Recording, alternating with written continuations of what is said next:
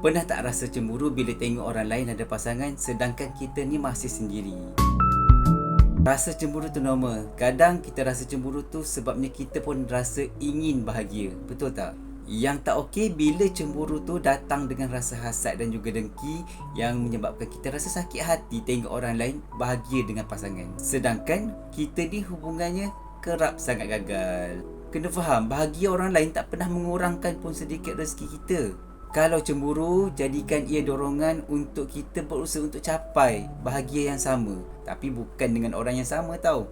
Jadi kita kena buat apa? Mungkin kita kena muhasabah diri dulu, kena baiki diri, kena tambah baik lah. Kena buat apa yang sepatutnya untuk capai impian kita tu. Tak perlulah nak berlumba, tak perlulah kita ni nak bersaing.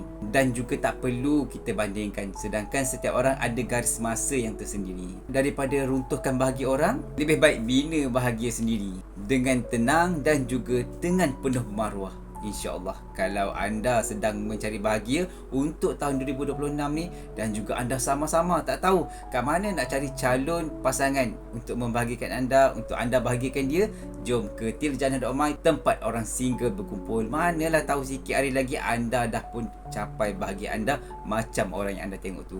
Jom daftar sekarang di Tiljannah.my.